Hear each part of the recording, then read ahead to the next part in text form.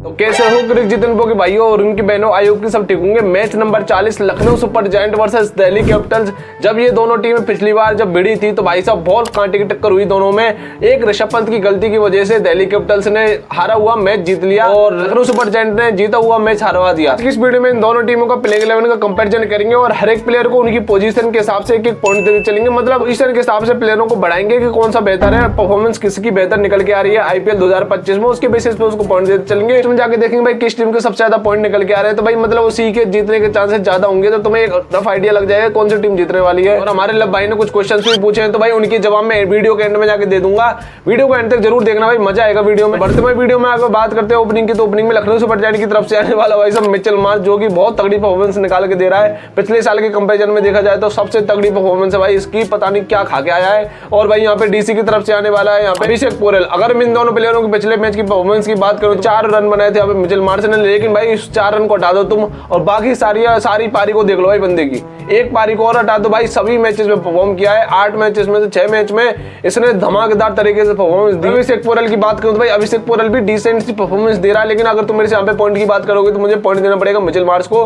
तो यार सीधा सा पॉइंट चला था मिचेल मार्श के खाते में, तो मतलब लखनऊ सुपर जायंट का 1 पॉइंट हो चुका है और 0 पॉइंट है दिल्ली कैपिटल्स का। मैं नॉन स्ट्राइकर की बात करूं तो भाई नॉन स्ट्राइकर पे आने वाला है लखनऊ सुपर जायंट की तरफ से यहाँ पे एडन मार्करम। कह सकते हो कि शुरू के 2-3 मैचों में फ्लॉप रहा बिल्कुल, लेकिन उसके बाद जिस तरीके से कमबैक किया ना भाई एडन मार्करम ने, देखने काबिल, लगातार 2 से 3 सेंचुरी मार चुका भाई, हाफ सेंचुरी मार चुका सॉरी। उसके बाद डीसी की तरफ से आने वाला भाई साहब यहाँ पे करुण नायर। अगर मैं इन दोनों के पिछले मैच की परफॉर्मेंस की बात करूं तो भाई साहब एडन मार्करम की तो मैं क्या ही बता दूं। एडन मार्करम ने 66 रन बनाए थे 45 बॉलों में। कह सकते हो कि भाई इसी की वजह से मैच जीत गए थे। हाँ, अब्दुल समद ने एंड में आके फिनिश किया था पिछला मैच राजस्थान के खिलाफ, जो कि कह सकते हो कि अच्छे तरीके से हमने जीता। मैं वैसे लखनऊ सुपर जायंट की टीम है तो मैं लखनऊ सुपर जायंट को सपोर्ट कर रहा हूं। तुम किस टीम को सपोर्ट करो तुम कमेंट करके जरूर बता देना। तो कह सकते हो कि एडन मार्करम की धमाकेदार टॉप नॉच धमाकेदार बुरी तरह से फॉर्म चल रही है, जो भी कहना भाई कह लो, बंदा अच्छे परफॉर्म कर रहा है एडन मार्करम। और यहाँ पे मैं अगर बात करूं करुण नायर की, तो करुण नायर ने पहले मैच में पहली पारी में आईपीएल 2025 के भाई सब धमाका मचा दिया था। बुमराह को बैठ के छक्के मारे थे।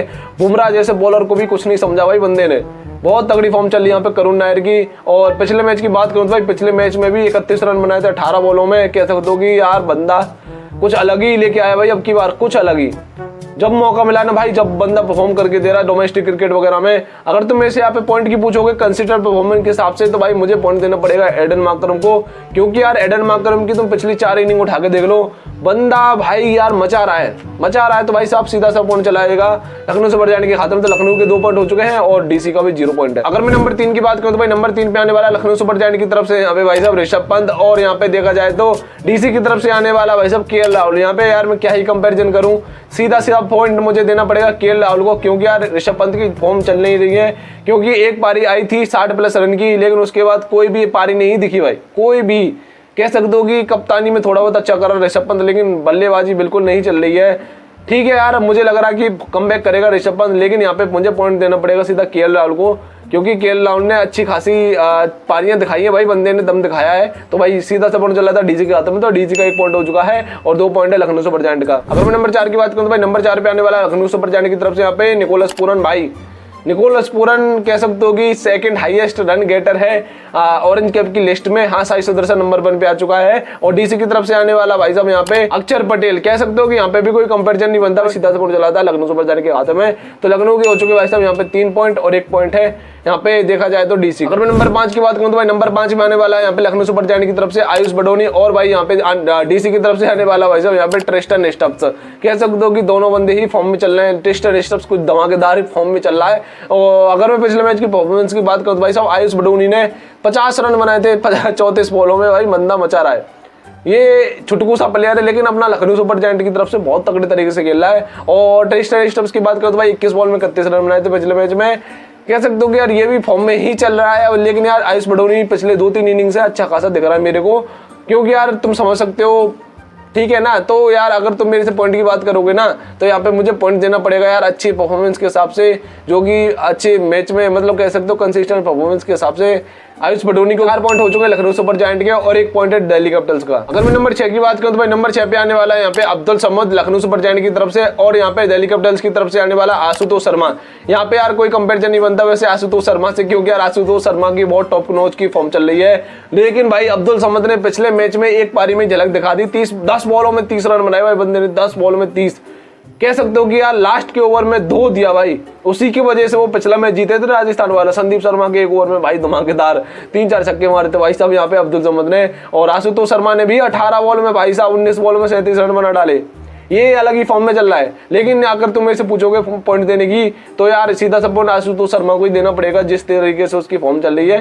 तो दिल्ली कैपिटल्स के 2 पॉइंट हो चुके हैं और 4 पॉइंट है यहाँ पे देखा जाए तो लखनऊ सुपर जायंट। अगर मैं नंबर 7 की बात करूं तो भाई नंबर 7 पे आने वाला है David Miller Lucknow super giant की तरफ से, और दिल्ली कैपिटल्स की तरफ से आने वाला विपराज निगम। यहाँ पे कोई कंपैरिजन नहीं बनता, सीधा सा पॉइंट मुझे डेविड मिलर को देना पड़ेगा, जिस तरीके से पावर रेटिंग, मतलब कह सकते हो कि एंड में जो फिनिशिंग टच देना चाहिए। नो डाउट यार विपराज निगम बॉलिंग में बहुत अच्छा कर रहा है, लेग स्पिनिंग बहुत अच्छी बॉलिंग कर रहा है भाई यहाँ पे विपराज निगम। सीधा सा पॉइंट चला था लखनऊ सुपर जायंट के खाते में, तो 5 पॉइंट हो चुके लखनऊ सुपर जायंट के और 2 पॉइंट है अभी दिल्ली कैपिटल्स के। नंबर 8 की बात करूं तो भाई नंबर 8 पे आने वाला है यहाँ पे लखनऊ सुपर जायंट की तरफ से शार्दुल ठाकुर, और भाई डीसी की तरफ से आने वाला है यहाँ पे मुकेश कुमार।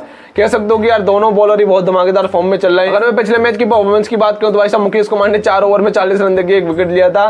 कह सकते हो कि यार मुकेश कुमार ने, लेकिन वो सेकंड लास्ट ओवर बहुत मस्त फेंका था जो कि राजस्थान के खिलाफ था, जहाँ यहाँ पे मिचेल स्टार्क को 11-12 रन डिफेंड करने थे, उसने डिफेंड किया भाई, मचा दिया। यहाँ पे बात करूं शार्दुल ठाकुर की तो 1 विकेट लिया था शार्दुल ठाकुर ने, और कह सकते हो कि पर्पल कैप की रेस में भी अपना शार्दुल ठाकुर 3 ओवर में 34 रन देके। अगर तुम यहाँ पे पॉइंट के हिसाब से पूछोगे परफॉर्मेंस के हिसाब से तो भाई शार्दुल ठाकुर को ही देना पड़ेगा। तो भाई सब 6 पॉइंट हो चुके हैं लखनऊ सुपर जायंट के और 2 पॉइंट है दिल्ली कैपिटल्स। नंबर 9 की बात करूं तो भाई नंबर 9 पे आने वाला पिछले मैच का सुपरस्टार लखनऊ सुपर जायंट की तरफ से भाई साहब यहाँ पे अवेश खान, जिस तरीके से उसने 6 बॉलों में से 5 बॉल यॉर्कर डाली, और दिल्ली कैपिटल्स की तरफ से आने वाला भाई साहब यहाँ पे मोहित शर्मा।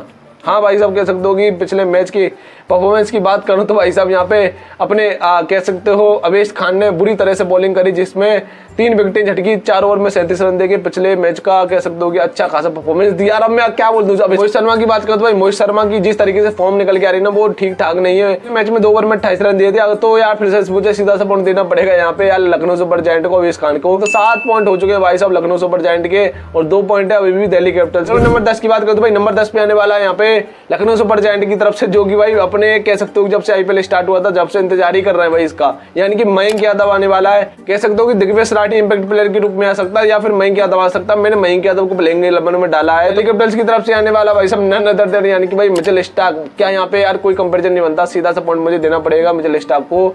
नो डाउट यार मयंक यादव अभी नए मतलब कह सकते हो इंजरी से आया है, थोड़ी अच्छी बॉल फेंकने में और टाइम लगेगा, अभी थोड़ी पेस पकड़ने में टाइम तो लगेगा यार, इंजरी से आया है समझ रहे हो ना। तो यहाँ सीधा सा पॉइंट चलेगा दिल्ली कैपिटल्स के खाते में।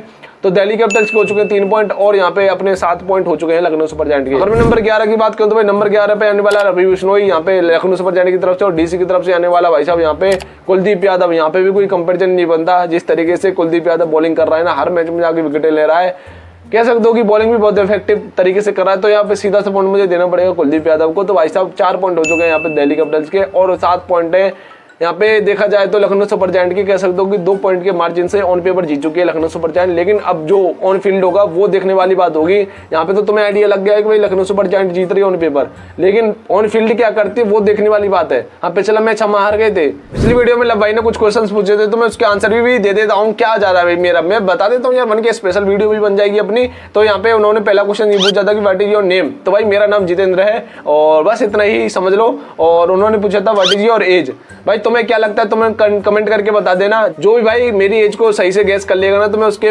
कमेंट को पिन कर दूंगा, तो तुम्हें वहां पे से भी पता लग जाएगा।